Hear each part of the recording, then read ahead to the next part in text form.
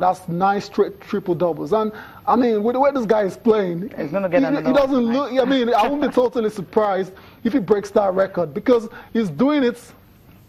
So I mean, when he got so that, easy. I mean, the way he actually crossed his legs, you know, after that, I felt okay. They had to stop the game for a while to just acknowledge that you know history has been made. Yeah. But then after the game, he said, "Look, I wasn't really dreaming about this. This wasn't what I was dreaming about. It's something I just felt I want to play basketball, but somehow, somewhere along the line, it came through." Maybe if we can just get a quote, you know, from Russell Westbrook after that game, but we can't really get that now. But then I think, you know, when you're growing up, you feel you want to play basketball, and then all the records are all coming and tumbling down and all that. You ask yourself, what is it? And this is what he said after the game. He says it's something that I could never dream about growing up in the inner city of Los Angeles. I never dreamt about a moment like this, to be able to be on this stage. I mean, it's huge, it's great. I mean, he's so humble, you know, getting this. You know, you talked about the fact that he was not really explosive, but when was the last time he had about 13 assists and 13 rebounds in a game? He doesn't get that often, but he gets more of the points. But then for me, this was the best performance of the night. Okay, I totally get where you're coming from. We're not taking anything away from Russell Westbrook this morning. Now, let's just say that Russell Westbrook, he needed just 22 minutes to record that triple-double. And he did it. Yeah. And relaxed into the courses, and that was it. Okay, now we move on to this one, talking about top golfers.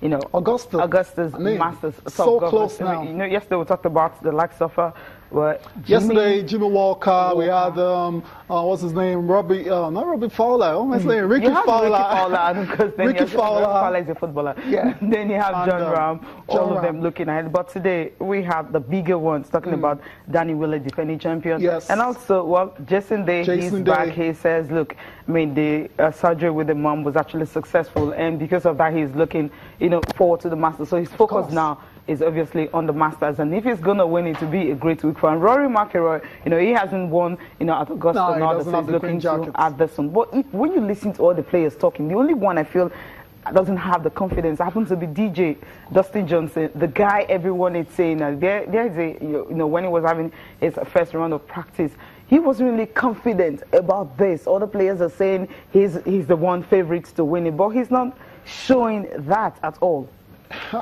I mean, it's obvious he's just trying to take a bit of pressure away. I mean, you don't want to go into a major, I mean, arguably the most prestigious major in golf out there, and, you know, want to embrace all the pressure. Everyone seems to be putting all the pressure on him, the pundits, the players. It's all about DJ. But yeah, you can understand why he's taking it a bit easy in this particular situation. But there's no doubt someone that has started, that has won his last 3 starts, you know, he's in great form. He has momentum on his side, so you can understand why, you know, he is the odds-on favorite to go on and win his, you know, first Augusta Master title. Let's go on and listen to some of these golfers. They've been speaking ahead of the tee-off later tomorrow. Stay with us.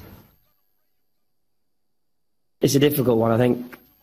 Achieving what I achieved last year and performing under pressure that I did on Sunday, you come away, and if you don't do that every time, you get a bit annoyed. You feel like you should be able to. Why not? You've done it once. Why can't you do it every time you play? But that's where this game jumps up and bites you. It's not, you know, it's not that easy. You can't just do it week in, week out. There was a few men over the years who've been able to do that, but it's, you know, they're few and far between. You know, this is a tournament, you know, 2 things in my life, Tiger Woods and Augusta National, the Masters, is why I play golf. And this is my favorite week of the year. It always is. And to be able to do it, you know, this week would be great. No, everybody makes mistakes, but, you know, for me, it's always, I just felt like I've always, you know, learned from them and tried not to do them again. So, you know, even, you know, losing and, you know, some of my losses in the majors, and, you know, I try to take everything positive out of it and learn from it and, you know, do better the next time. This golf course and this tournament requires the utmost concentration and focus, and you know, you really just have to focus on on your job that day, and that's trying to shoot the best score possible. I thoroughly enjoy this week, no matter if you win or lose. It's one of the highlights of the year. It's my favorite tournament. I love being in contention here. I've had the luxury of having that every time I've been here, and that's not going to happen over the course of decades. And I recognize that, but don't tell me that during the week, because I'll believe that it can happen every time. So, game feels good. We'll step out and try and get a chance to win on Sunday on the back nine again. That's all we're asking for. That's it. Jordan Spieth, speaking ahead of tomorrow's tee off at the Augusta Masters, and you'd have to say Jordan Spieth, he's done it before. He's been there, done it. The likes of Rory McIlroy hasn't won a green jacket, so he will be, champion at the beats now to make history, his own slice of history, definitely at the Augusta Masters. And for me, Cecilia, it's a shame there's no Tiger, because I would have loved to see him, just participate. Okay, was it because Jason Day says Augusta is all about Tiger Woods and all Tiger, Augusta, those two names, Woods, like donuts and coffee.